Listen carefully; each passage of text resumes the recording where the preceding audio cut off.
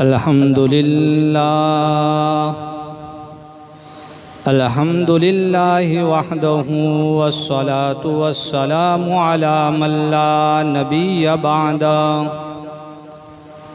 व अला आलिहि व अस्हाबिहि व अज़वाजिहि व अतबाइहि व बारक व सल्लम तस्लीमन कसीरा।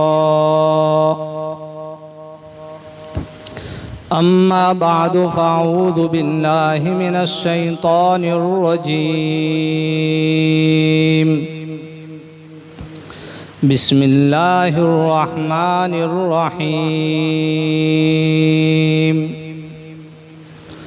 सुब्हानल्लज़ी अस्रा बिअब्दिही लैलन मिनल मस्जिदिल हराम इलल मस्जिदिल अक़सा अल्लज़ी बारकना हौलहु लिनुरियहु मिन आयातिना इन्नहु हुवस समीउल बसीर। सदक़्त या रब्बल आलमीन।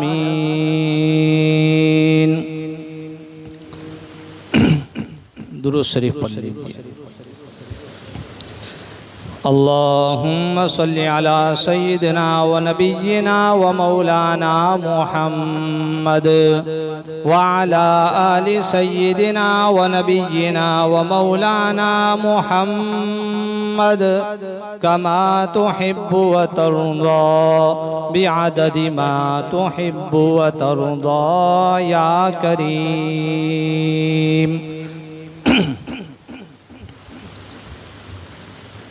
मोहतरम दोस्तों और बुज़ुर्गों,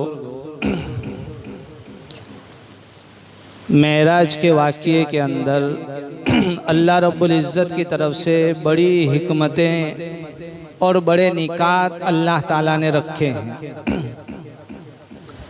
लेकिन इन हिकमतों को समझने से पहले मुख्तसर तरीके पर हमें मेराज का वाक़या सुन लेना चाहिए, ताकि मेराज के वाक़ये को सुनने के बाद इसकी हिकमतें और मसलिहतें अच्छे तरीके से हमारे समझ में आ जाए। नबी पाक सल्लल्लाहु अलैहि वसल्लम हज़रत उम्मे हानी रज़ी अल्लाह ताला अन्हा के मकान पर आराम फरमा रहे थे। रात का वक्त था। हज़रत जिब्राइल अलैहिस्सलातु वस्सलाम दूसरे फरिश्तों के झुरमुट में हुज़ूर पाक सल्लल्लाहु अलैहि वसल्लम के पास तशरीफ़ लाते हैं। दरवाजे के अलावा छत को फाड़कर उसके अंदर से तशरीफ़ लाते हैं, जो इस बात की तरफ इशारा है कि आज कुछ अलग वाक़या पेश आने वाला है। नबी करीम सल्लल्लाहु अलैहि वसल्लम को बेदार फरमाते हैं और आप सल्लल्लाहु अलैहि वसल्लम को फरमाते हैं कि हमें सफ़र पे चलना है। हुज़ूर पाक सल्लल्लाहु अलैहि वसल्लम हज़रत उम्मे हानी रज़ी अल्लाह ताला अन्हा के मकान से काबतुल्लाह तशरीफ़ लाते हैं और हतीम काबा में आराम फरमाते हैं, वहाँ वापस सो जाते हैं, लेट जाते हैं। थोड़ी देर के बाद हज़रत जिब्राइल अमीन अलैहिस्सलातु वस्सलाम दोबारा नबी करीम सल्लल्लाहु अलैहि वसल्लम को बेदार फरमाते हैं और सफ़र के लिए आमादा करते हैं। हुज़ूर पाक सल्लल्लाहु अलैहि वसल्लम वहाँ से आगे बढ़ते हैं और अभी ये सफ़र पैदल चल रहा है। काबतुल्लाह के करीब चाहे जमजम है, जहाँ से जमजम का कुआं फूटा था।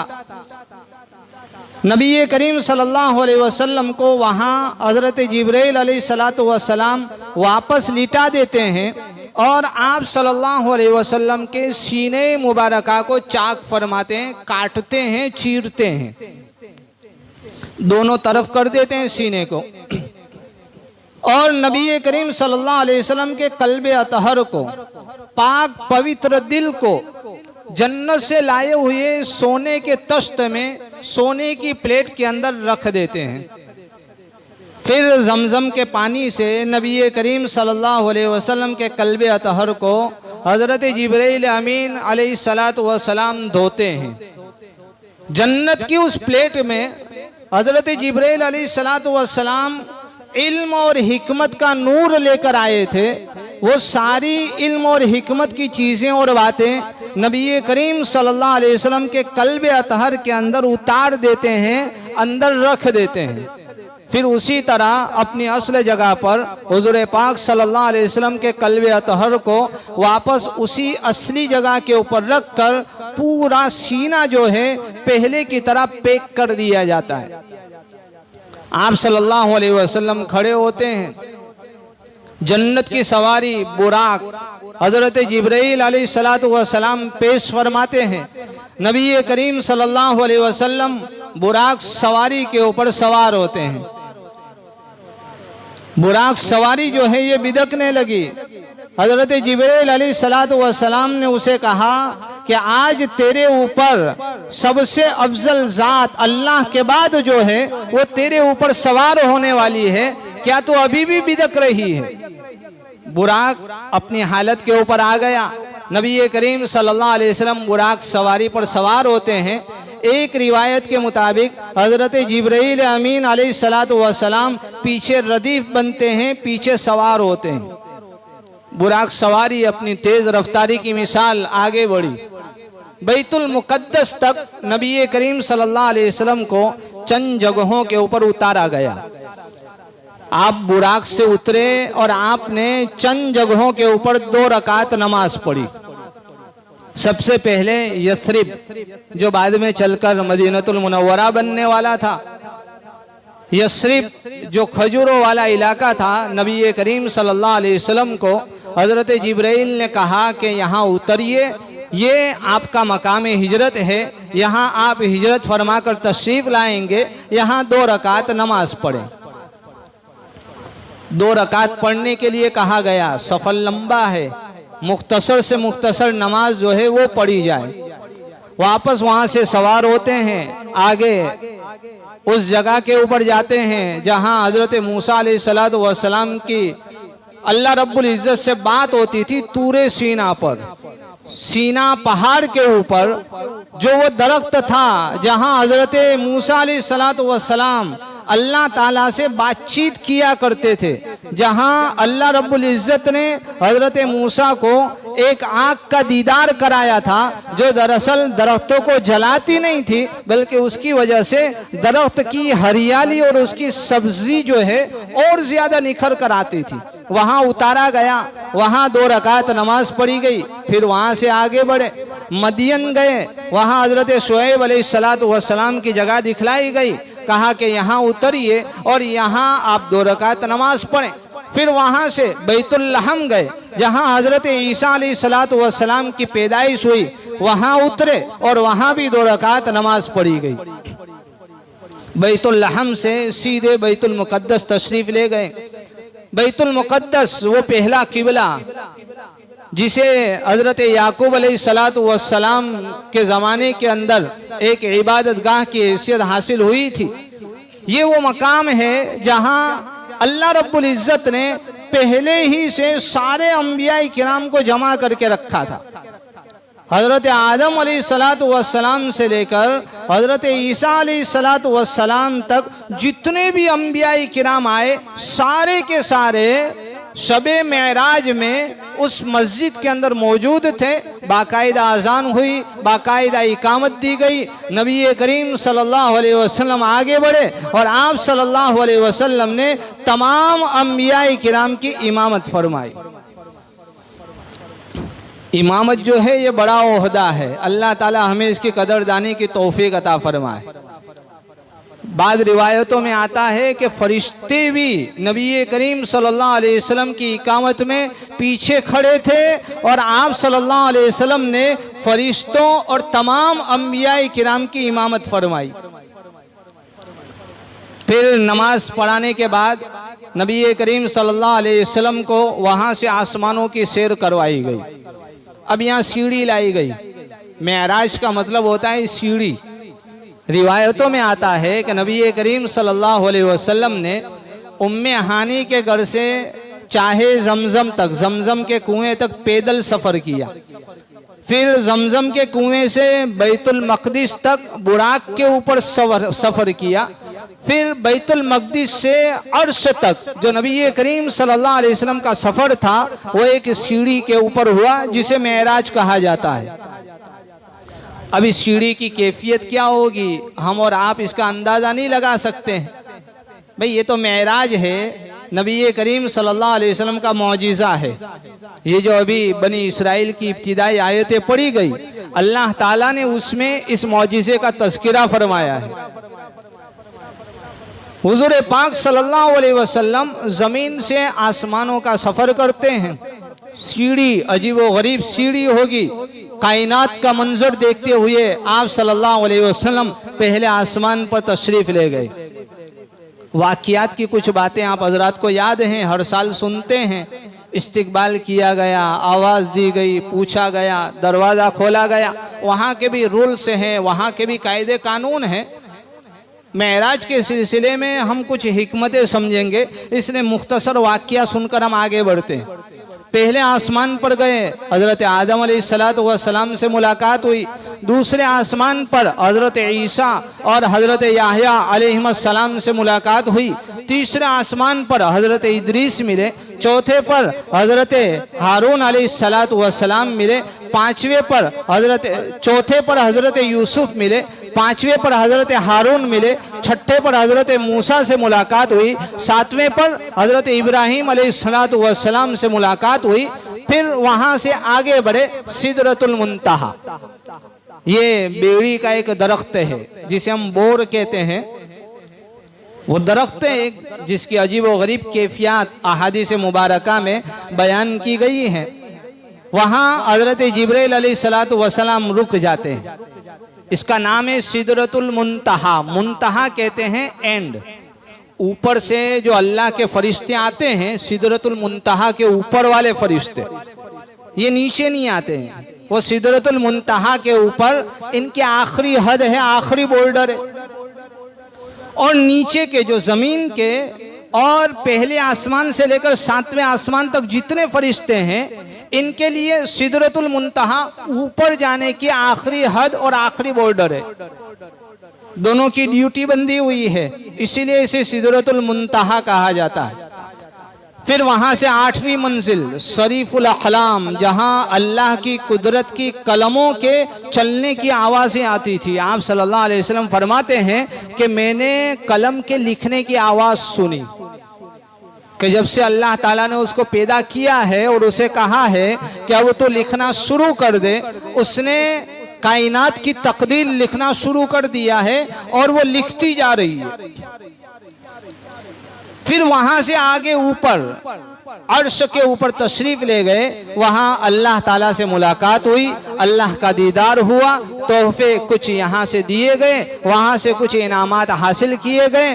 और इस पूरे सफ़र के बाद नबी करीम सल्लल्लाहु अलैहि वसल्लम मक्कतुल मुकर्रमा उम्मे हानी रज़ी अल्लाह ताला अन्हा के मकान के ऊपर वापस उसी बिस्तर के ऊपर तशरीफ़ फरमा हुए।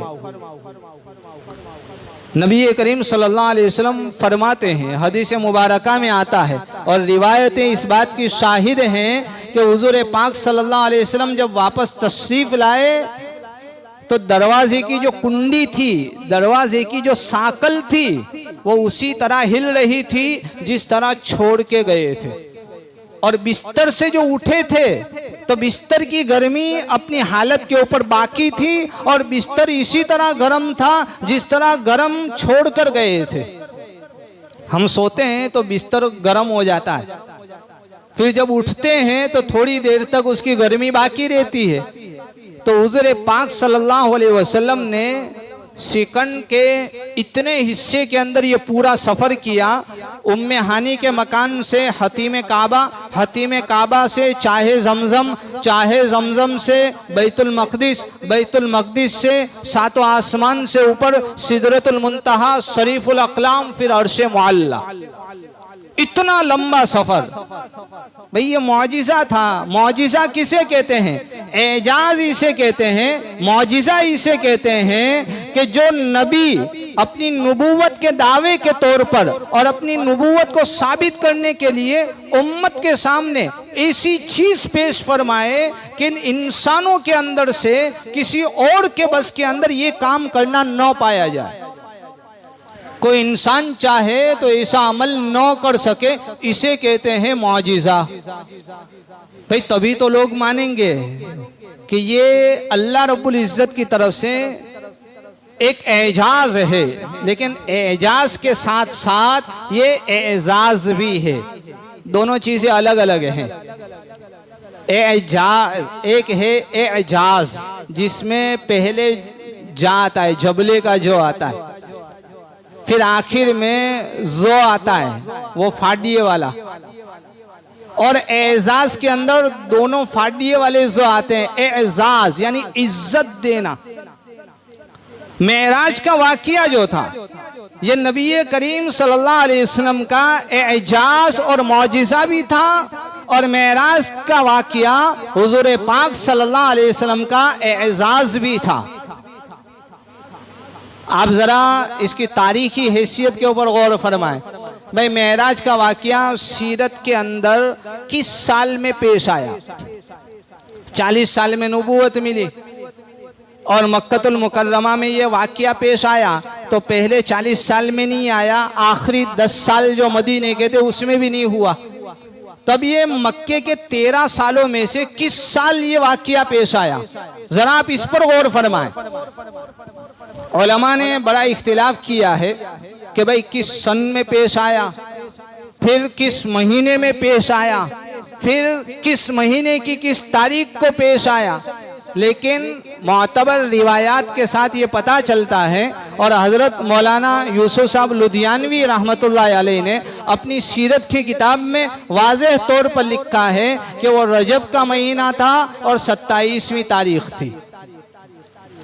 लेकिन वो आज की रात तो थी नहीं, आज से 1400 साल पहले थी, जब हुजूर की अल्लाह रब्बुल इज़्ज़त से मुलाकात हुई, वो शर्फ हासिल हुआ।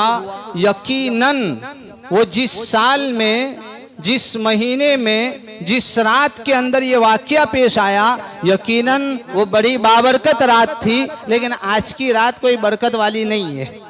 जैसी कल की थी वैसी आज की है, और जैसी आइंदा कल की होगी वैसी आज की रात है। कोई इसमें नमाज नहीं है, कोई इबादत नहीं है, कोई एक्स्ट्रा फजीलत नहीं है, कल का कोई रोज़ा भी नहीं है।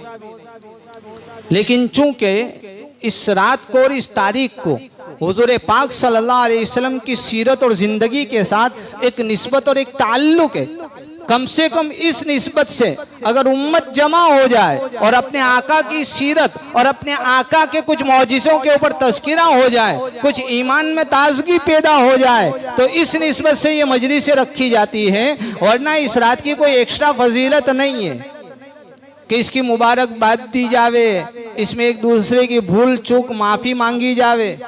भाई भूल चूक की माफ़ी मांगनी चाहिए, बड़ी अहम बात है, लेकिन इसका फ़ायदा कब होता है? जब अंदर से निकले। अल्फाज अगर हों, हमारे जो अभी बड़े हैं मुल्क के, इनकी तरह सिर्फ अल्फाज और जुमले और शब्दों की बौछार हो तो इसका कोई फ़ायदा होता नहीं है। हकीकत में काम दिखना चाहिए, हकीकत में दिल की भावना और जज्बात ऐसे होने चाहिए कि हमारे दिल के अंदर से ये बात निकलनी चाहिए कि भाई आज तक जो किया, जो कहा, दिल की गहराई के साथ, सच्चे जज्बे के साथ मैं आपसे माफ़ी मांगता हूँ, और आज के बाद कभी आपके सिलसिले में कोई बुरा बर्ताव या कोई बुरी बात मेरी तरफ से पेश नहीं आएगी। भाई करेंगे सब ऐसा। इसका फ़ायदा क्या होगा? भाई हमें भी छोटी मोटी मेराज हासिल हो जाएगी।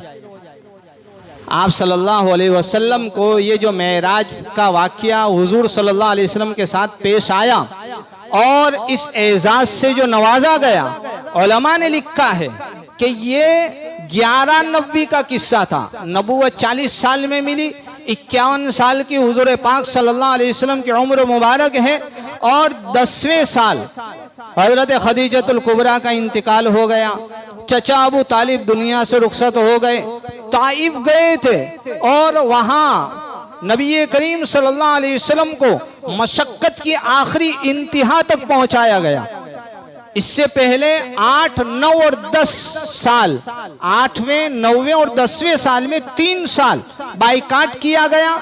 नबी करीम सल्लल्लाहु अलैहि वसल्लम को शिआब अबी तालिब के अंदर कैद किया गया और यहाँ तक नौबत आ गई कि नबी करीम सल्लल्लाहु अलैहि वसल्लम को और वहाँ मौजूद लोगों को पत्ते चबाने पड़े।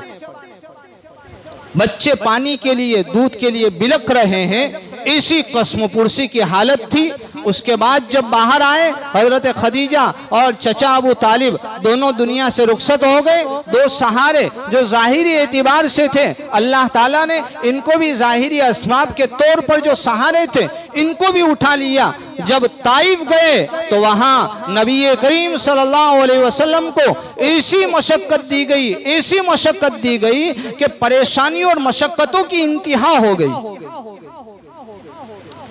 परेशानी और मशक्कत और तकलीफें और उम्मत की तरफ से जितना हुजूर पाक सल्लल्लाहु अलैहि वसल्लम को सताना मुमकिन था, जब उसके आखिरी हद तक ये चीजें पहुंच गई तो अल्लाह ताला ने अपने एतिबार से इज्जत अफजाई की और एजाज की जो आखिरी इंतहा थी, अर्श मुअल्ला पर बुलाया, अपना दीदार नसीब फरमाया और अपनी तरफ से इनामात से नवाजा।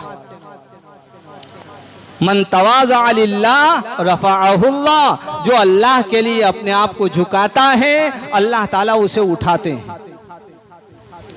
भाई झुकाएंगे अपने आप को, अल्लाह ताला हमें झुकने वाला बनाए, अल्लाह की खातिर झुकने वाला बनाए। माल की खातिर, दुनिया की खातिर, नफे की खातिर, पावर की खातिर, प्रॉफिट की खातिर, इलेक्शन की खातिर, वोट की खातिर, दुनिया के किसी भी जज्बे के खातिर अल्लाह ताला हमें झुकने वाला न बनाए। अल्लाह ताला हमें झुकने वाला बनाए दीन की खातिर, इस्लाम की खातिर और अल्लाह रब्बुल इज्जत की खातिर। झुकना ये अल्लाह रब्बुल इज्जत की बहुत बड़ी नेमत है। जिसे तवाज़ु मिल गई, जिसने अपने आप को झुकाना सीख लिया, अल्लाह ताला उसे रफ़ात अता फरमाते हैं। जैसा कि अल्लाह ताला ने अपने आका जनाब मोहम्मद रसूलुल्लाह सल्लल्लाहु अलैहि वसल्लम को ये रफ़ात अता फरमाई।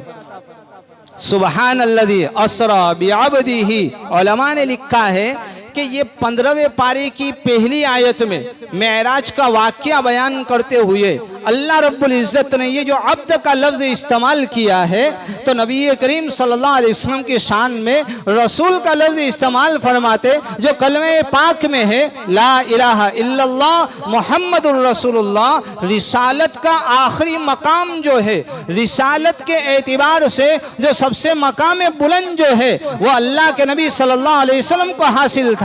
तो ये जो मेराज, जो बुलंदी और रफ़अत का वो आखिरी निशान था कि ने अपने अर्श के ऊपर बुलाया, ऐसा न किसी इंसान के साथ हुआ, न किसी फरिश्ते के साथ हुआ, न किसी नबी के साथ हुआ, न किसी उम्मती के साथ हुआ, न ऐसा आइंदा किसी और के साथ इंसान तसव्वुर कर सकता है। इतना बड़ा मकाम मिला, वहाँ रिसालत का लफ्ज़ इस्तेमाल फरमाते, लेकिन उलमा ने लिखा है कि यहाँ अल्लाह ताला ने अब्दियत का लफ्ज़ इस्तेमाल फरमाया। वजह यह है कि रसूल के अंदर अल्लाह की तरफ से मखलूक की तरफ सफर होता है।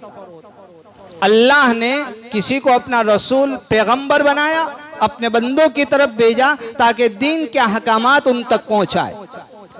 और सिफत अब्द में मखलूक से अल्लाह की तरफ सफर होता है कि इंसान अल्लाह की इबादत और मखलूक की खिदमत के ज़रिए से अपने आप को झुकाता है और अपने आप को मिट्टी के साथ अपनी पेशानी को रगड़ता है, तब जाकर अल्लाह ताला अर्श इलाही पर बुलाते हैं और उसे अब्दियत का मकाम हासिल होता है। अब्द जो है बड़ी उम्दा सिफत है। अल्लाह ताला ने यहाँ सिफत अब्दियत का इस्तेमाल किया और अल्लाह ताला ने बतलाया कि आपने अब्दियत कामिला इख्तियार की। बंदगी के जितने भी जज्बात हो सकते थे, बंदगी की जितनी भी शक्लें हो सकती थी, उसके कमाल तक अल्लाह ताला ने नबी करीम सल्लल्लाहु अलैहि वसल्लम को पहुंचाया। उसके बाद अल्लाह ताला ने रफ़ातों और बुलंदियों के जितने मकामात थे वो सारे के सारे मकामात तय फरमाए। एक और हिकमत समझे, आप सल्लल्लाहु अलैहि वसल्लम उम्मे हानी के मकान पर थे, भाई वहीं से डायरेक्ट चले जाते, मक्कतुल मुकर्रमा ही में थे, वहाँ से काबतुल्लाह ले गए, फिर हतीम से हुजूर पाक सल्लल्लाहु अलैहि वसल्लम का सफ़र हुआ। असल में दो चीज़ों को समझे, एक चीज़ है मकान और एक चीज़ है मकाम। मकान जो है दुनिया के अंदर सबसे पहला मकान जो है वो काबतुल्लाह है। इन्ना अव्वल बैतिन वुदिअ लिन्नास लल्लज़ी बिबक्कत मुबारकन व हुदल लिल आलमीन। कुरान मजीद में अल्लाह ताला ने फरमाया है, और इसकी दलीलें भी साइंसी एतबार से भी दी जा सकती हैं। मुख्तसरन यूँ समझे कि कायनात में सबसे पहला मकाम जो है वो मक्कतुल मुकर्रमा है, वो काबतुल्लाह है। और मकानात में आखिरी मकान अर्श इलाही। अल्लाह ताला ने कुरान मजीद के अंदर फरमाया है कि अल्लाह ताला ने 7 आसमान बनाए, उसी की तरह 7 ज़मीनें बनाई। फिर सूरह आली इमरान में, सूरह बकरा में, आयतुल कुर्सी में आपने पढ़ा है, वसिया कुर्सियुहु समावाति वल अर्द। अल्लाह की कुर्सी जो है ये ज़मीन और आसमान को घेरे हुए है, उससे ज़्यादा वसी और कुशादा है। तो पहले ज़मीन, फिर 7 आसमान, फिर इसके ऊपर अर्श इलाही। फिर अल्लाह ताला क्या फरमाते हैं, वकाना अर्शुहु अलल मा। अल्लाह ताला का अर्श जो है ये पानी के ऊपर था। तो कुर्सी के ऊपर पानी, फिर पानी के ऊपर अर्श इलाही, और अर्श के ऊपर ला मकान, कोई मकान ही नहीं है, कोई जगह नहीं। जगहों में पहली जगह, मकानात में पहला मकान काबतुल्लाह है, और मकानों में आखिरी मकान अर्श इलाही है। और मकामात कितने? 4 मकामात हैं। सबसे पहले विलायत, फिर इसके बाद है शहादत, फिर इससे ऊपर है सदाकत, फिर इससे ऊपर है नबूवत। विलायत, शहादत, सदाकत और नबूवत। और आप गौर करेंगे तो पता चलेगा कि सदाकत, शहादत और विलायत जो है ये नबूवत ही के नतीजे में मिला करती है। पता चला कि नबूवत जो है ये मकामात में सबसे आला मकाम है। और नबूवत के अंदर भी नबी करीम सल्लल्लाहु अलैहि वसल्लम की नबूवत का और हुजूर पाक सल्लल्लाहु अलैहि वसल्लम की रिसालत का मेयार ये है कि हुजूर पाक सल्लल्लाहु अलैहि वसल्लम नबियों में पहले नबी भी हैं, और नबी पाक सल्लल्लाहु अलैहि वसल्लम नबियों में आखिरी नबी भी हैं। बेएतिबार नबूवत के हुजूर पाक सल्लल्लाहु अलैहि वसल्लम पहले नबी हैं कि हुजूर के फेज में ही सारे अंबिया किराम अलैहिमुस्सलातु वस्सलाम को नबूवत अता की गई। और नबी करीम सल्लल्लाहु अलैहि वसल्लम बेएतिबार बैसत के और बेएतिबार दुनिया में आने के आखिरी नबी हैं। लिहाजा नबी करीम सल्लल्लाहु अलैहि वसल्लम नबी ऐसे कि वो पहले नबी भी हैं, और हुजूर पाक सल्लल्लाहु अलैहि वसल्लम नबी ऐसे कि वो आखिरी नबी भी हैं। भाई पहले नबी हैं, इसका तकाजा ये था कि आप सल्लल्लाहु अलैहि वसल्लम की मेराज की इब्तिदा मकान अव्वल काबतुल्लाह से हो, और चूंकि आखिरी नबी थे लिहाजा इस सफ़र की इंतहा और इस सफ़र का आखिरी छोर जो हो वो मकानात में आखिरी मकान अर्श इलाही होना चाहिए। उलमा ने बड़ी बड़ी हिकमतें बयान की हैं। आप सल्लल्लाहु अलैहि वसल्लम का काबतुल्लाह से सफ़र हुआ। भाई काबतुल्लाह में काबतुल्लाह की छत के ऊपर से भी हो सकता था, अंदर से भी हो सकता था, लेकिन हतीम काबा से सफ़र की इब्तिदा की गई। हतीम काबा समझते हैं ना भाई? काबा जो है काबतुल्लाह, इसके 2 हिस्से हैं। एक हिस्सा वो है जो छत वाला है, चार दीवारी है, जिसका दरवाज़ा है, जिस पर पर्दा लगा है, जिस पर कुंडी है, जिस पर ताला लगा हुआ है, जिस पर परनाला निकलता है, वो एक काबे का एक हिस्सा वो है। और काबे का दूसरा हिस्सा वो है जिसे हतीम कहते हैं। वो गोलाई में एक आदमी के जिस्म के बराबर एक दीवार बनी हुई है सफ़ेद पत्थर की, उसके बीच में और दोनों तरफ फानूस की तरह कोई चीज़ लगी हुई है। अल्लाह ताला हर एक को दीदार नसीब फरमाए। अब ये जो गोलाई वाला हिस्सा है वो दरअसल काबे के अंदर वाला हिस्सा है। हज़रत इब्राहीम अलैहिस्सलाम ने जब काबा तामीर किया था तो ये गोलाई वाला हिस्सा जो है ये काबतुल्लाह के अंदर था। बाद में किस्सा है लंबा, वो बाद में बाहर आ गया। अब ज़रा तसव्वुर करें कि नबी करीम सल्लल्लाहु अलैहि वसल्लम को काबे के अंदर वाले हिस्से से अगर मेराज नसीब होती तो हमें और आपको क्या उस मकाम पर जाने का मौका मिलता? अल्लाह ताला ने अपने बंदों के ऊपर रहमत का मामला फरमाते हुए हुजूर पाक सल्लल्लाहु अलैहि वसल्लम को ऐसी जगह से सफ़र का आगाज़ फरमाया जहां हर कोई पहुंचने की ताकत रखता है कि जिसको भी मक्कतुल मुकर्रमा में पहुंचना नसीब हो जाए और काबतुल्लाह की ज़ियारत नसीब हो जाए, उसके लिए आसान बात यह है कि वह हतीम काबा में उस जगह पर जाए जिस जगह से नबी करीम सल्लल्लाहु अलैहि वसल्लम के मेराज के सफ़र का आगाज़ हुआ था। अगर काबतुल्लाह के अंदर से होता तो हम जैसों के लिए उस मकाम तक पहुंचना बड़ा मुश्किल काम होता। अल्लाह ताला ने हमारे ऊपर रहम फरमाया, हतीम काबा से सफ़र का आगाज़ फरमाया। अब जब वहाँ जाएं और वहाँ जाना नसीब हो तो उस वक्त इस तसव्वुर के साथ वहाँ 2 रकात नमाज पढ़े कि यहाँ लेटे हुए थे हुजूर और फिर हुजूर सल्लल्लाहु अलैहि वसल्लम के यहाँ से सफ़र की इब्तिदा हुई और मेराज का सफ़र यहाँ से हुआ। फिर यहाँ से गए जमजम के कुएं के पास।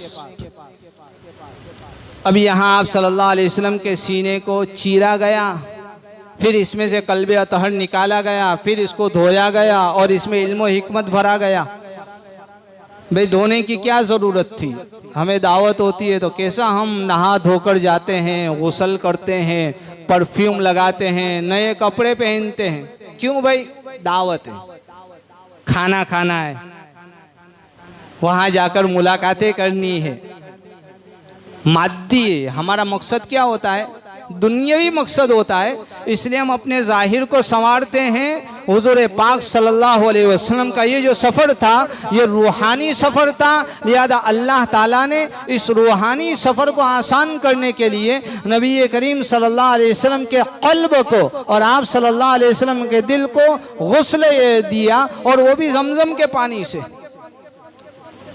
भाई ये मिंबर हर जुमा को साफ़ होता है, नापाक तो होता नहीं है, लेकिन फिर भी साफ़ करते हैं कि मज़ीद निखार आ जाए।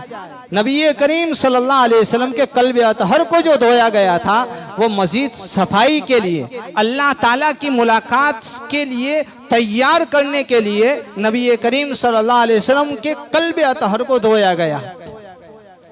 बाज़ नावाकिफ़ हज़रात एतराज़ करते हैं कि भाई धोना ही था तो आबे कौसर ले आते, भाई जन्नत से कोई पानी उतारा जाता। ये तो हज़रत इस्माइल अलैहिस्सलातु वस्सलाम के पाँव से निकला हुआ पानी है, और हज़रत इस्माइल अलैहिस्सलातु वस्सलाम तो छोटे नबी हैं और हुज़ूर पाक सल्लल्लाहु अलैहि वसल्लम तो बड़े नबी हैं। छोटे नबी के पाँव से निकला हुआ पानी और उससे इतने बड़े नबी के क़ल्ब अतहर को धोया गया, ये तो खिलाफ अदब मालूम होता है।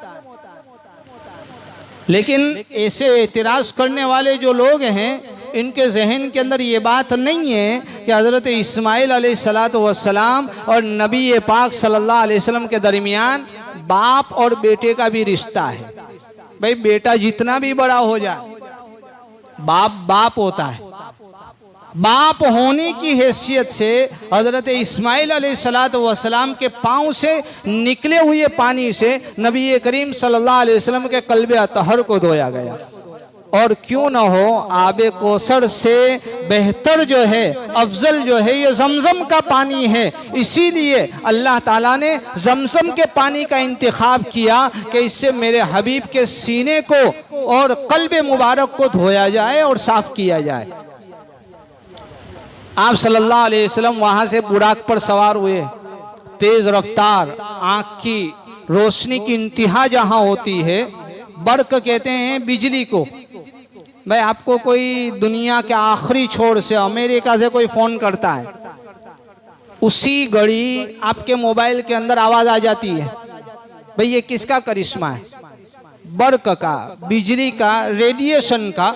एक सेकंड में एक इंसान की ईजाद ये है कि एक सेकंड के 1000वें हिस्से के अंदर दूर दराज की आवाज़ थोड़ी देर में यहाँ पहुँच जाती है। तो क्या अल्लाह ताला जिसने इस कायनात को पैदा किया है, क्या वो ऐसी सवारी नहीं बना सकते हैं कि उसका एक कदम वहाँ रहे जहाँ इंसान की आँखों की रोशनी की इंतहा होती है। सवार हुए, आगे चंद जगहों के ऊपर रुका गया, फिर वहां से बैतुल मकदिस पहुंचे। भाई किस्सा मुख्तसर करता हूं, वक्त बहुत ज्यादा चला जाएगा। अभी तो हमें अर्शों पर पहुंचना है, अभी तो जमीनी सफर चल रहा है। दरमियान में अज़ाबे कब्र भी दिखाया गया। चंद लोगों को कब्र के अंदर अज़ाब हो रहा था। जब वहाँ से जा रहे थे तो रास्ते के अंदर चंद लोगों के ऊपर जो अज़ाब हो रहा था वो भी दिखाया गया। उसकी तफसीलात फिर कभी इंशाल्लाह देखेंगे। फिर वहाँ से बैतुल मकदिस पहुँचे और बैतुल मकदिस के अंदर आप सल्लल्लाहु अलैहि वसल्लम ने बुराक सवारी की रस्सी को उस पत्थर से बांधा जिस पत्थर से पहले अंबियाए किराम अपनी सवारियाँ बांधा करते थे। हज़रत ईसा में और हुज़ूर सल्लल्लाहु अलैहि वसल्लम में 600 साल का फासला हो गया था। और वो जो पत्थर था बहुत बड़ा पत्थर था, चट्टान थी, इसमें जो रस्सी बांधने का जो सुराख था वो पैक हो गया था। हज़रत जिब्रील ने उस सुराख को खोदा और खोदकर निकाला, फिर उसके अंदर रस्सी बांधी गई। फिर मस्जिद के अंदर तशरीफ़ ले गए। यहाँ हर कोई है, आदम सफ़ीउल्लाह हैं, इब्राहीम खलीलुल्लाह हैं, मूसा कलीमुल्लाह हैं, ईसा रूहुल्लाह हैं, सारे अंबिया किराम मौजूद हैं। और आप सल्लल्लाहु अलैहि वसल्लम को इमामत के लिए आगे बढ़ाया गया। इसीलिए कहते हैं ना इमामुल अंबिया, नबियों के इमाम थे। उलमा ने लिखा है कि ये अंबिया किराम जो हैं अपने जिस्म और अपनी रूहों के साथ वहाँ मौजूद थे। और आप सल्लल्लाहु अलैहि वसल्लम ने सबको नमाज पढ़ाई और फिर वहाँ से बैतुल मकदिस से आसमानों का सफ़र किया। हज़रत मौलाना अहमदुल्लाह साहब ने अपनी किताब के अंदर लिखा है कि जो बैतुल मकदिस का जो इलाका है ये आसमानों पर जाने के लिए एयरपोर्ट है। वहाँ बैतुल मकदिस की आप तस्वीर देखते हैं तो दो तस्वीरें होती हैं। एक तो सुनहरा गुंबद दिखता है और एक दूसरा गुंबद दिखता है। तो ये जो सुनहरा गुंबद जो दिखता है यह तो असल में कुब्बतुस सखरा है। ये वो मकाम है जहाँ से आप सल्लल्लाहु अलैहि वसल्लम ने मेराज के लिए सफ़र किया था और यहाँ सीढ़ी उतरी थी, यहाँ से आसमानों पर गए थे और यहीं से हज़रत ईसा अलैहिस्सलाम को भी उठाया गया और इसी जगह के ऊपर इसी इलाके में हज़रत ईसा अलैहिस्सलाम को उतारा जाएगा। यहाँ से आसमानों का सफ़र हुआ, फिर पहले आसमान पर गए, हज़रत आदम अलैहिस्सलाम से मुलाकात हुई। हज़रत मौलाना अशरफ अली साहब थानवी रहमतुल्लाह अलैह ने बड़ा अजीब नुक्ता लिखा है। आमतौर पर लोगों को याद नहीं रहता है कि ये मौलाना लोग कैसे फटाफट बोलते हैं, पहले पे ये, दूसरे पे ये, तीसरे पे ये। अगर आपको भी याद रखना हो तो आसान है, एक लफ्ज़ याद रख लें। हज़रत थानवी रहमतुल्लाह अलैह ने लिखा है कि आयाहुमा अगर कोई याद रख लेगा तो उसे पता चल जाएगा कि भाई किस आसमान पर पहले किसकी मुलाकात हुई। आयाहुमा, पहले आसमान पर अलिफ से हज़रत आदम अलैहिस्सलाम, दूसरे आसमान पर ऐन से हज़रत ईसा, अय्याहुमा में तीसरा हर्फ है या, तीसरे आसमान के ऊपर हजरत यूसुफ से, या के बाद है अलिफ, चौथे आसमान पर हजरत इद्रीस से, अलिफ के बाद है हा, पांचवें आसमान पर हजरत हारून अलैहिस्सलाम से, अय्याहुमा मीम, छठे पे हजरत मूसा से, और आखिर में अलिफ है तो सातवें के ऊपर हजरत इब्राहिम अलैहिस्सलातु वस्सलाम से मुलाकात हुई। अब ये 10 मकामात है, आप गिनो, 7 आसमान, फिर उसके बाद सिदरतुल मुंतहा, फिर उसके बाद शरीफुल अक़लाम, फिर उसके बाद अर्श मुअल्ला, 10 मकामात। अल्लाह ताला असल में बतलाना ये चाहते थे कि हिजरत के बाद आप दुनिया के अंदर 10 साल हयात रहेंगे और उसके बाद आपकी और मेरी मुलाकात होगी। जिस तरह ये 10 मकामात आपने तय किए और दुनिया के अंदर अल्लाह ताला से मुलाकात हो गई, ऐसे ही हिजरत के बाद 10 साल होंगे तो आपकी और हमारी हकीकी मुलाकात होगी। ये तो आर्जी मुलाकात थी, चंद थोड़ी देर के लिए मिले थे, अब हमेशा वाली मुलाकात और हकीकी मुलाकात जो है वो भी 10 साल के बाद हो जाएगी। और उलमा ने हिकमत इसमें भी लिखी है कि भाई पहले आसमान पे हजरत आदम से मुलाकात क्यों? इसलिए कि वालिद हैं, वालिद का मर्तबा सबसे पहले होता है। दूसरे आसमान पर हजरत ईसा से मुलाकात हुई कि हजरत ईसा अलैहिस्सलातु वस्सलाम ये ज़मीन से आसमान पर गए, फिर आसमान से ज़मीन पर वापस आएंगे, तो आप सल्लल्लाहु अलैहि वसल्लम भी ज़मीन से आसमान पर गए और आसमान से वापस ज़मीन के ऊपर तशरीफ़ लाए। हजरत यूसुफ अलैहिस्सलातु वस्सलाम से भी मुलाकात हुई कि हजरत यूसुफ पर जितने भी हालात आए, भाइयों ने सताया, और फिर हजरत यूसुफ अलैहिस्सलातु वस्सलाम पर ईमान लाए और हजरत यूसुफ ने इनको माफ़ किया। फरमाते हैं उलमाए किराम कि नबी करीम सल्लल्लाहु अलैहि वसल्लम की ज़िंदगी की तरफ इशारा था कि आपको भी आपके भाइयों ने सताया। भाई कुरैशी सब भाई भाई थे, चचाजाद भाई थे, पूरा एक खानदान था कुरैश।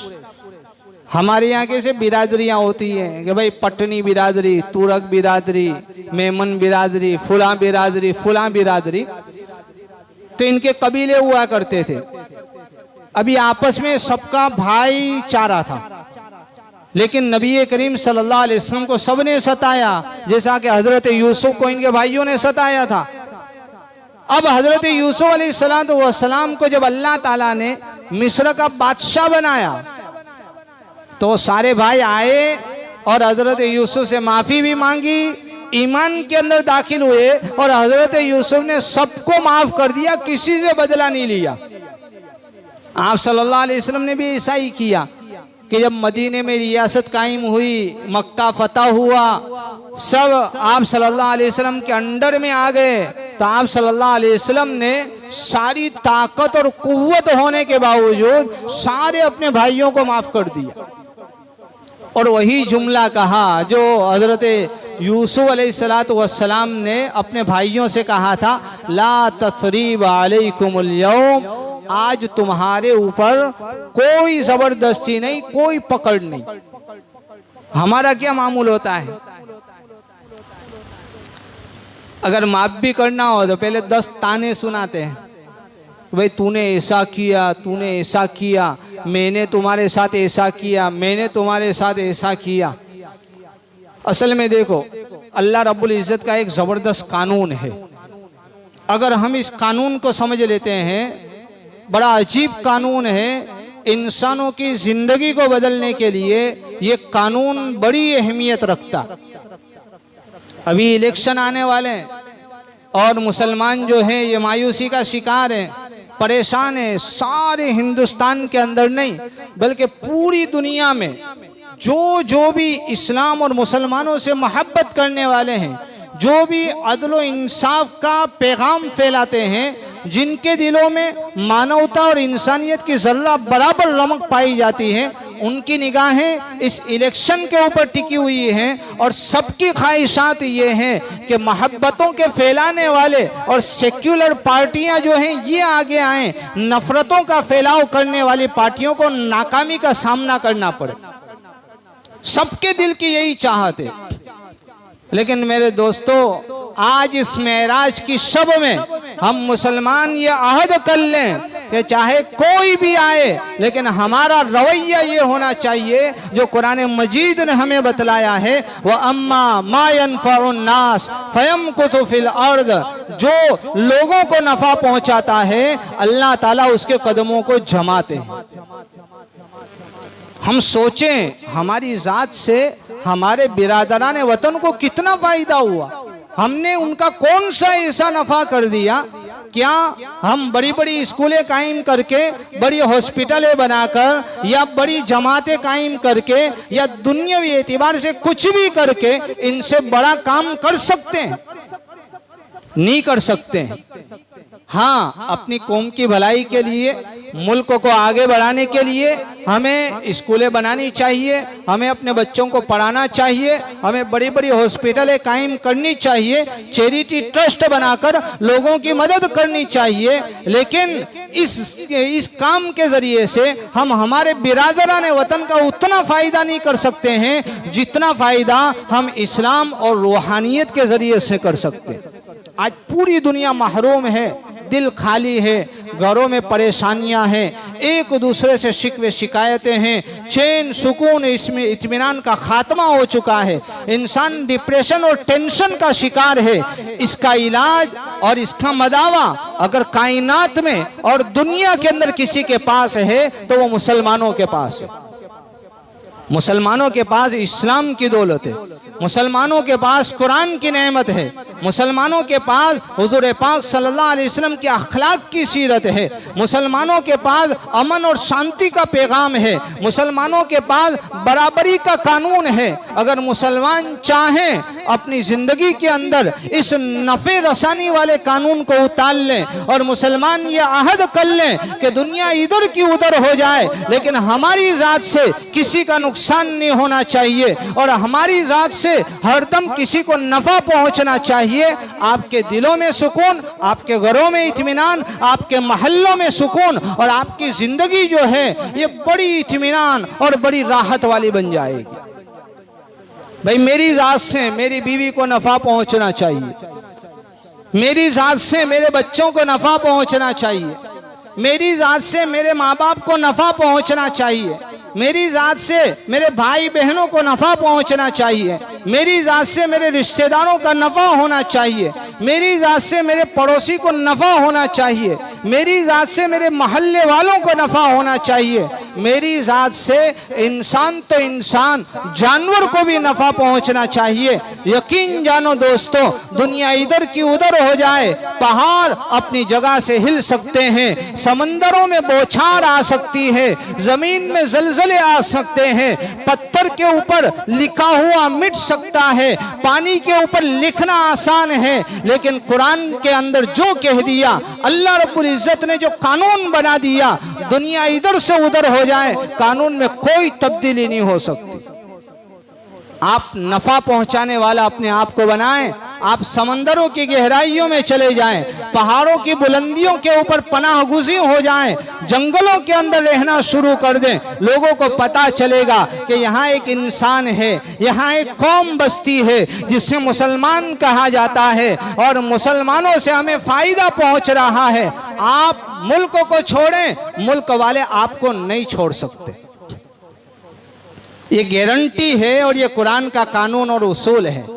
असबाब के दर्जे में दूसरी चीज़ें इस्तेमाल करें, दूसरी चीज़ें इख्तियार करें, लेकिन सबसे बड़ी चीज़ अगर बदलने की है तो हमें अपने आप को बदलना है। हुजूर पाक सल्लल्लाहु अलैहि वसल्लम ने नफ़रत का जवाब मोहब्बत से दिया, नबी करीम सल्लल्लाहु अलैहि वसल्लम ने नुकसान का जवाब नफ़े से दिया, हुजूर पाक सल्लल्लाहु अलैहि वसल्लम ने जुल्म का जवाब माफ़ी से दिया। अल्लाह ताला ने यह मकाम अता किया कि अल्लाह ताला ने आसमानों पर बुलाया, हज़रत यूसुफ से मुलाकात हुई और बतलाया कि आप भी यही मामला अपने भाइयों के साथ करेंगे जैसा हज़रत यूसुफ ने किया। हर नबी से मुलाकात की हिकमतें हैं। सिदरतुल मुंतहा से आगे गए, शरीफुल अक़लाम, फिर वहाँ एक नई सवारी आई। बाज़ ज़ईफ़ रिवायतों में आता है कि एक रफ़रफ़ सवारी आई हरे रंग की, आप सल्लल्लाहु अलैहि वसल्लम उस पर सवार हुए और वहाँ से आसमानों पर गए। अर्श पर अल्लाह ताला से मुलाकात हुई। अत्तहियातु लिल्लाहि वस्सलवातु वत्तय्यिबात, जुबानी इबादतें, बदनी इबादतें, माली इबादतें। इंसान 3 तरह की इबादतें करता है, जुबान से, जिस्म से, माल के जरिए से। अत्तहियात यानी जुबानी इबादतें, सलाम व तहिया कहते हैं ना, हय्या अलस सलाह कहते हैं, उसमें जो तहिया है मतलब क्या है? जुबानी इबादत है। अत्तहियातु लिल्लाहि, सारी जुबानी इबादतें ये अल्लाह आपके लिए। वस्सलवातु, सारी जिस्मानी इबादतें ये भी अल्लाह आपके लिए। वत्तय्यिबातु, सारी माली इबादतें ये अल्लाह आपके लिए। यहाँ से 3 हदिये पेश किए गए, अल्लाह रब्बुल इज्जत की तरफ से 3 इनाम मिले। भाई आगे क्या है इसके? सो रहे हैं कि सुन रहे हैं? ये अत्तहियात जो हम नमाज में पढ़ते हैं ना, दुरूद शरीफ से पहले, इमाम के पीछे हो तो भी पढ़ना चाहिए, दूसरी रकात में, चौथी रकात में। अल्लाह ताला ने जवाब में कहा अस्सलामु अलैका अय्युहन नबिय्यु, कि आपने जुबानी इबादतें मेरे लिए रख दी तो अल्लाह ताला कहते कि मैं आपको जुबानी सलाम पेश करता हूँ, अस्सलामु अलैका अय्युहन नबिय्यु। फिर आप सल्लल्लाहु अलैहि वसल्लम का दूसरा तोहफा था वस्सलवातु, तमाम बदनी इबादतें। तो अल्लाह ताला ने जवाब में क्या कहा? वरहमतुल्लाहि, अल्लाह ताला की तरफ से आपके ऊपर रहमतें हैं। भाई बदनी इबादतें हैं तो अल्लाह की तरफ से रहमतें आई। वत्तय्यिबातु, तीसरा हदिया था माली इबादतें। अल्लाह ताला ने क्या कहा? वबरकातु, कि भाई अल्लाह की तरफ से इन माली इबादतों में और माली एतिबार से बरकतें नाजिल हो जाएं। तो हुज़ूर सल्लल्लाहु अलैहि वसल्लम ने अपने उम्मतियों को भी याद फरमाया। क्या फरमाया? वस्सलामु अलैना, हम पर भी सलामती हो, व अला इबादिल्लाहि सालिहीन, और अल्लाह के नेक बंदों के ऊपर भी सलामती नाजिल हो। नेकी करनी पड़ेगी सलामती हासिल करने के लिए। ऐसा ही नहीं कि हम तो उम्मती हैं। भाई उम्मती है तो क्या हो गया? वो यहूदी भी कहते हैं कि हम तो मूसा के उम्मती हैं, हमारे अंदर तो 12,000 नबी आए और हमको तो अल्लाह ताला अच्छे अच्छे अलकाब से पुकारते थे। आज भी कहते हैं। वो जो जंग हो रही है इस्राइल के अंदर, जिसको इजराइल कहते हैं, असल में यही है, और यही जंग लड़ रहे हैं और अपने आप को अफजल समझ रहे हैं। उम्मती अगर नेक काम करेगा तो अल्लाह के नबी सल्लल्लाहु अलैहि वसल्लम की तरफ से सलामती मिलेगी। गर्ज अल्लाह रब्बुल इज्जत ने 3 इनामात अता फरमाए और उसके बाद राज़ो नियाज की बातें हुई। आप सल्लल्लाहु अलैहि वसल्लम जो हैं अपनी ज़ात के साथ, अपने जिस्म और अपनी रूह के साथ अल्लाह रब्बुल इज्जत के पास गए और जिस्म और रूह के साथ नबी करीम सल्लल्लाहु अलैहि वसल्लम ने अल्लाह रब्बुल इज्जत की ज़ियारत फरमाई, अल्लाह रब्बुल इज्जत से कलाम फरमाया। अब यहाँ आजकल ज़रा सोशल मीडिया का ज़माना है, फेसबुक पर, व्हाट्सएप के ऊपर, ये मेराज के टाइम के अंदर कुछ लोगों के अंदर शैतान घुस जाता है, फिर फेसबुक के ऊपर एतराज़ात चलाते हैं, कहते हैं कि कुरान में तो आया है कि भाई अल्लाह ताला को आंखें देख नहीं सकती हैं, ला तुदरिकुहुल अबसार। कुरान में आया है कि अल्लाह ताला को आंखें देख नहीं सकती हैं। तो आप फरमाते हैं उलमाए देवबंद का और अहले सुन्नत वल जमात का ये अकीदा और नज़रिया है कि नबी करीम सल्लल्लाहु अलैहि वसल्लम ने अपने जिस्म और अपनी रूह दोनों के साथ ये सफ़र फरमाया और आसमानों के ऊपर गए, अर्श मुअल्ला पर गए और अल्लाह ताला को अपनी इन आँखों से देखा।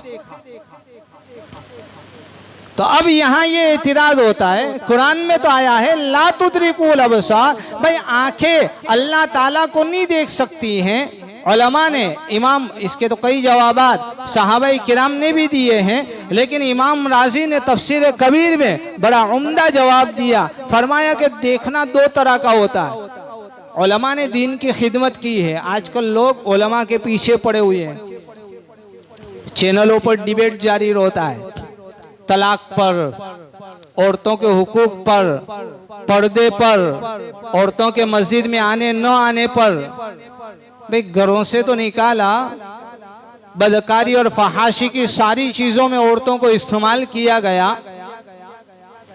घर की रौनक थी, इसको रास्तों के ऊपर लाया गया, हर एतबार से जलील किया गया।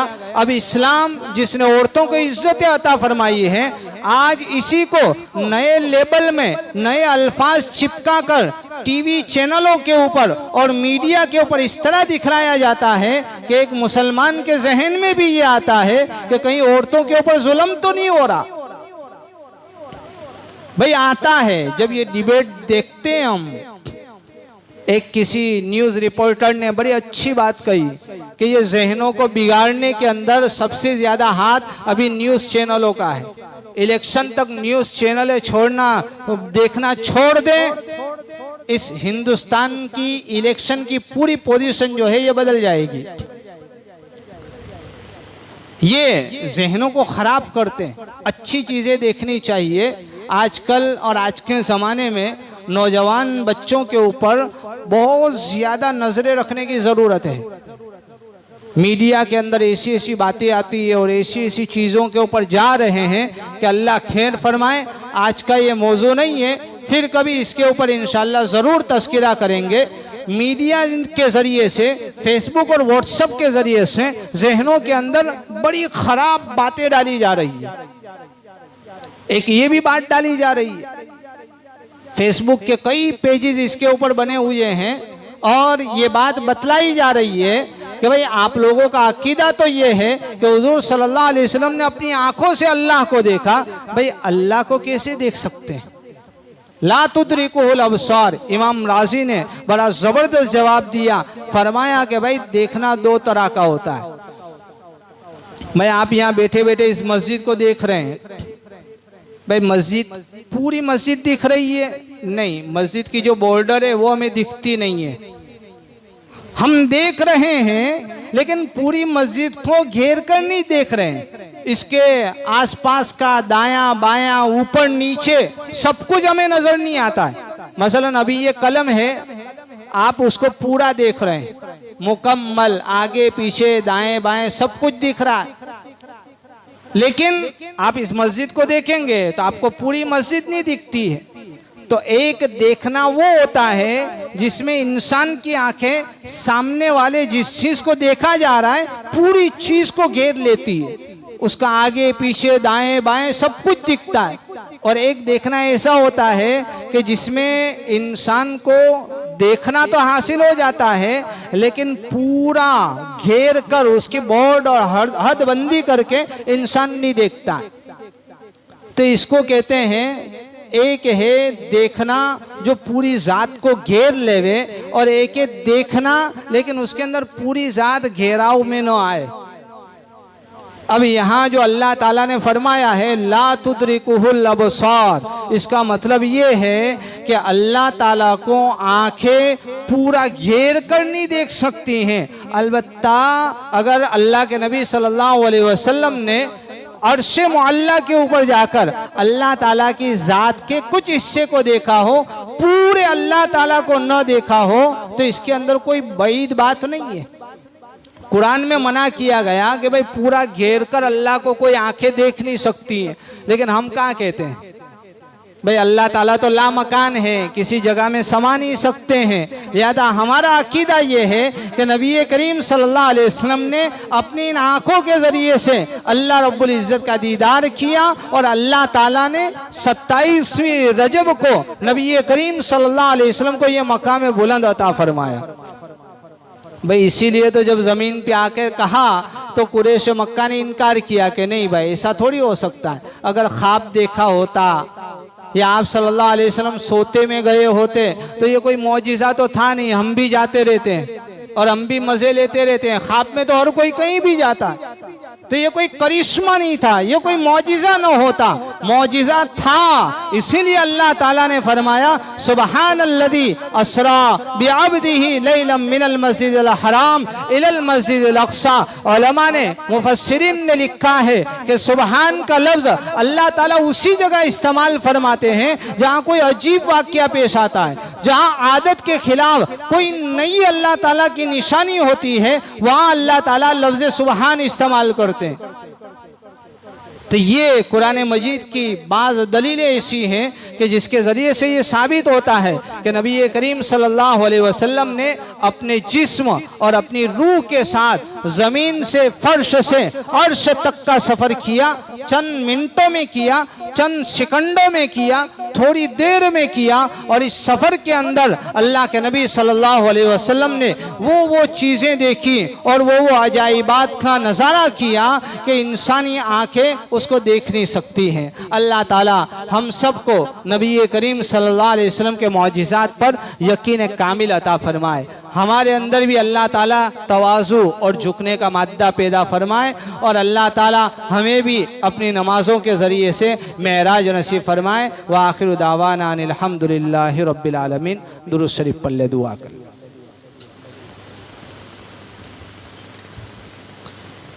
एक ज़रूरी ऐलान सुन लें। हज़रत मौलाना शेख हनीफ साहब लोहारवी दामत बरकातुहुम जुमा के दिन वेरावल में तशरीफ़ ला रहे हैं। हज़रत के चंद प्रोग्राम होंगे। जुमा का बयान फला मस्जिद में होगा जुमा की नमाज से पहले। जुमा के नमाज के बाद 3:30 बजे बारकोट में साजिद भाई झंगसाई के मकान पर मस्तूरात में बयान है। फिर असर बाद बारकोट मस्जिद में उलमा का जोड़ है तो वहाँ उलमा पहुँचने की कोशिश करें। फिर इशा की नमाज के बाद मस्जिद हसनैन बाग़े रहमत में हज़रत का एक उमूमी बयान होगा। तो इन सारे प्रोग्रामों में खुद भी पहुँचें, अपनी मस्तूरात को भी पहुँचाएँ। दुरूद शरीफ पढ़ लें।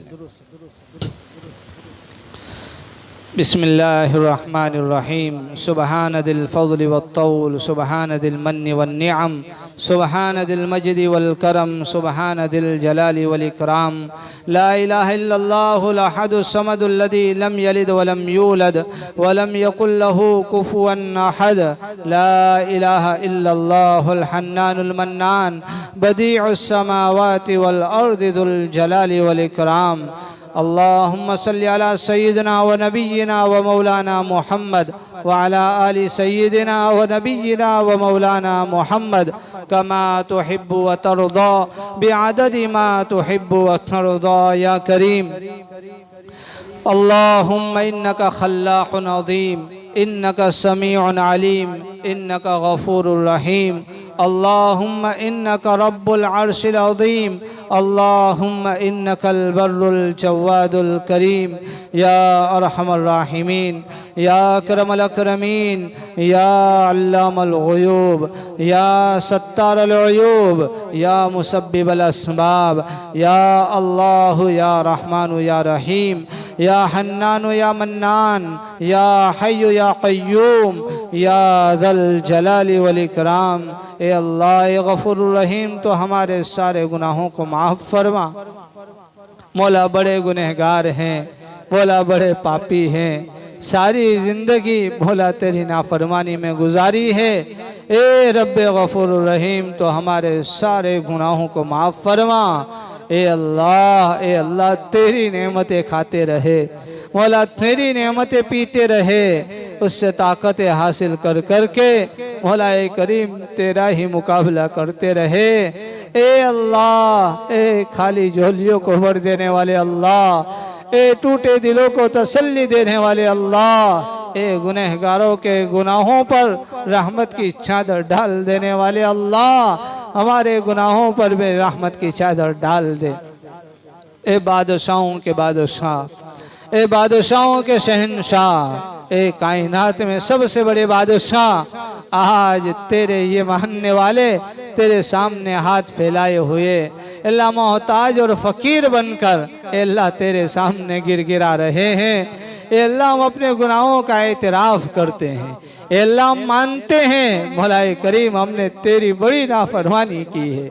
अल्लाह ज़िंदगी का कोई ऐसा लम्हा नहीं है, अल्लाह ज़िंदगी की कोई ऐसी घड़ी नहीं है अल्लाह जिसमें हमने तेरी नाफरमानी न की हो, अल्लाह तेरे हुक्मों को न तोड़ा हो। मौला करीम हम बड़े पापी हैं, मौला हम बड़े कसूरवार हैं, लेकिन ए अल्लाह तेरी ज़ात की कसम खा कर कहते हैं मौला करीम तेरे साथ कभी किसी को शरीक नहीं ठहराया, अल्लाह तेरे अलावा कभी किसी का कलमा नहीं पढ़ा, ए अल्लाह ये पेशानी तेरे अलावा कभी किसी के सामने नहीं झुकी। ए अल्लाह तुझे तेरी तौहीद का वास्ता, अल्लाह तुझे तेरे नबी का वास्ता, ए अल्लाह तेरे प्यारे हबीब की उम्मत के ऊपर बड़ा कड़ा वक्त आ चुका है। अल्लाह मुसलमान बड़ा परेशान है, ए अल्लाह बड़े हालात का शिकार है, अल्लाह किस्म किस्म की तकलीफें ढाई जा रही हैं, ए अल्लाह जुल्म सितम की चक्की में पीसा जा रहा है। ए अल्लाह क्या बूढ़े, क्या नौजवान, क्या औरतें, क्या बच्चे, मौला ए अल्लाह तेरे हबीब की उम्मत बड़ी परेशान है। ए अल्लाह ए अल्लाह ए अल्लाह गज़ा के मुसलमानों की हिफाजत फरमा, ए अल्लाह फ़लस्तीन के मुसलमानों की मदद फरमा, अल्लाह सीरिया के मुसलमानों की मदद फरमा। ए अल्लाह बड़े मजालिम की खबरें आ रही हैं, ए अल्लाह दुनिया के किन किन मुल्कों का नाम लिया जाए, ए अल्लाह इस मुल्क में भी मुसलमान बड़ा परेशान है, ए अल्लाह मायूस हो चुके हैं। ए अल्लाह तेरी मदद के अलावा कोई सहारा नज़र नहीं आता है। ए अल्लाह तो इस मुल्क के हक़ में और इस मुल्क के मुसलमानों के हक़ में अल्लाह खैर आफ़ियत और भलाई के फ़ैसले फरमा, अल्लाह खैर आफ़ियत और भलाई के फ़ैसले फरमा, अल्लाह मुसलमानों को बेदार फरमा, अल्लाह इत्तिफाक और इत्तिहाद पैदा फरमा, ए अल्लाह एक दूसरे की ज़रूरत का एहसास फरमा। ए अल्लाह इस मुल्क में बसने वाले मुसलमान और गैर मुस्लिमों के दरमियान में जो नफ़रतों की खाइयाँ बनी हुई हैं, अल्लाह जो खलीजें बना दी गई हैं, अल्लाह इन नफ़रतों की खलीजों को ख़त्म फरमा, ए अल्लाह इन नफ़रतों को मोहब्बतों में बदल दे। मौला करीम तेरे लिए कोई बईद बात नहीं है, अल्लाह हमारी सोच में नामुमकिन नज़र आते हैं, लेकिन मौला तो नामुमकिन को भी मुमकिन करने वाला है। अल्लाह जिस तरीके से तूने अपने हबीब को ज़मीन से लेकर आसमानों का सफ़र कराया, अल्लाह हमारे दिमाग मानने के लिए तैयार नहीं है, लेकिन मौला चूँकि तेरे ऊपर यकीन है, तेरे ऊपर ईमान है, अल्लाह इसलिए हम मानते हैं कि ज़रूर ऐसा हुआ है। अल्लाह तेरे लिए कोई बईद बात नहीं है। मौला करीम नफ़रतों को मोहब्बतों में बदल दे, अल्लाह नामुमकिन को मुमकिन बना दे, अल्लाह सेक्युलर जमातों को ए अल्लाह तो कामयाबी अता फरमा, ए अल्लाह दुश्मनों की साजिशें उनके ऊपर उलट दे, अल्लाह दुश्मनों की साजिशें उनके ऊपर उलट दे। ए अल्लाह इस मुल्क के मुसलमानों की हिफाजत फरमा, इस मुल्क में इस्लाम की हिफाजत फरमा, अल्लाह मदारिस अरबिया की हिफाजत फरमा, मकातिम दीनिया की हिफाजत फरमा, मराकिज़ तबलीगिया को महफूज फरमा। ए अल्लाह इस मुल्क में और दुनिया में जहाँ कहीं तेरे दीन की खिदमत के जितने भी रास्ते चल रहे हैं, जितनी भी कोशिशें इनफिरादी और इज्तिमाई एतबार से हो रही हैं, ए अल्लाह तो उसकी मदद फरमा। अल्लाह अच्छे काम करने वाले अफराद मुहैया फरमा, हरमैन शरीफैन की हिफाजत फरमा। ए अल्लाह ये जो मजमा यहाँ बैठा हुआ है, ए अल्लाह इनमें से हर कोई परेशान है, हर कोई मुसीबत में मुब्तला है, अल्लाह कह भी नहीं सकते हैं, सह भी नहीं सकते हैं। मौला करीम ज़ाहिर में हर कोई मुतमईन नज़र आता है, लेकिन ए अल्लाह इनके दिल को जाकर कोई पूछे, अल्लाह रोता हुआ नज़र आएगा, परेशान नज़र आएगा। इन्नका अलीमुम बिज़ाति सुदूर, ए अल्लाह तो दिलों के हाल से वाकिफ़ है, ए अल्लाह तो हर एक के दिल को सुकून, चैन और इत्मीनान और राहत से भर दे, परेशानियों मुसीबतों को जड़ से उखाड़ दे। हमारी जितनी ज़रूरतें हैं मौला करीम अपने ख़जाने गैब से उसकी कफ़ालत फरमा। ए अल्लाह ए अल्लाह ए अल्लाह तूने हमें दीन के साथ साथ दुनिया की ज़रूरतों में भी लगाया हुआ है। मौलाए करीम हमारी ज़रूरतों से ज़्यादा हमें दुनिया भी अता फरमा, ताकि हम तेरे अलावा किसी के सामने हाथ न फैलाएं, तेरे अलावा किसी का मोहताज और दस्ते निगर न बना। ए अल्लाह रोज़ी रिस्क में बरकत अता फरमा, मंदी महंगाई को ख़त्म फरमा, मंदी महंगाई को ख़त्म फरमा। ए अल्लाह हमें माल की कदरदानी नसीब फरमा, फजूल खर्ची और इसराफ से हमारी भरपूर हिफाजत फरमा। अल्लाह जो जिस लाइन के कारोबार कर रहा है अल्लाह उसके उस लाइन के कारोबार में बरकतें अता फरमा। ए अल्लाह हमारी औलाद को ए अल्लाह नेक साले और फरमाबरदार बना, हमारी आंखों का नूर दिल का सुरूर बना। ए अल्लाह हमारे बच्चों की अपने असबाब गैब से परवरिश फरमा। अल्लाह तरबियत लाइन से जो जो जिम्मेदारियाँ तूने हमारे ऊपर आयद की हैं ये अल्लाह उनको पूरा करना हमारे लिए आसान फरमा। हमारे औलाद की अच्छी से अच्छी तरबियत फरमा। अल्लाह बुरे अखलाक से बुरी सोहबतों से ये अल्लाह इनकी हिफाजत फरमा। अल्लाह हमारे नौजवानों की इस्लाह फरमा। अल्लाह मोबाइल और इंटरनेट के गलत इस्तेमाल से अल्लाह हमारे जवान बच्चों और बच्चियों की हिफाजत फरमा। ये अल्लाह मुल्क के कोने कोने से खबरें आ रही हैं, हमारी मुसलमान बच्चियाँ गैरों की महब्बतों के दाम में गिरफ्तार होकर अल्लाह मुर्तद होती जा रही हैं। ए अल्लाह मुसलमान बच्चियों की हिफाजत फरमा। अल्लाह मुसलमान जवान बच्चियों को पर्दे की तौफीक अता फरमा। अल्लाह हमारे ईमान को मजबूत फरमा। ए अल्लाह तेरी ज़ात से होने का यकीन पैदा फरमा, अपनी रजामंदी का परवाना अता फरमा। ए अल्लाह मुसलमानों में आपस में इत्तिहाद और इत्तिफाक पैदा फरमा। हरमैन शरीफैन की हिफाजत फरमा, हरमैन शरीफैन की हिफाजत फरमा। ए अल्लाह नबी करीम सल्लल्लाहु अलैहि वसल्लम की सच्ची मोहब्बत हमारे दिलों में पैदा फरमा। आप सल्लल्लाहु अलैहि वसल्लम के अखलाक को अपनाने की तौफीक अता फरमा। आप सल्लल्लाहु अलैहि वसल्लम की तरह अल्लाह हमारे अंदर भी तवाज़ु पैदा फरमा, झुकना नसीब फरमा, माफ़ी के जज्बात पैदा फरमा, इंतकाम के जज्बात को ख़त्म फरमा। अल्लाह बदले की भावनाओं को ख़त्म फरमा। अल्लाह मोहब्बतों का प्रचार करने की तौफीक अता फरमा। ए अल्लाह हमें दूसरों को राहतें पहुँचाने वाला बना। अल्लाह हमारी ज़ात से किसी को भी तकलीफ़ न पहुँचे। अल्लाह हमारे दिल को ऐसा पाकीज़ा बना दे, हमारे दिल से कीने हसद बुग़्ज़ अदावत को ख़त्म फरमा। अल्लाह ना इत्तिफाक़ी और इख्तिलाफ़ात को ख़त्म फरमा।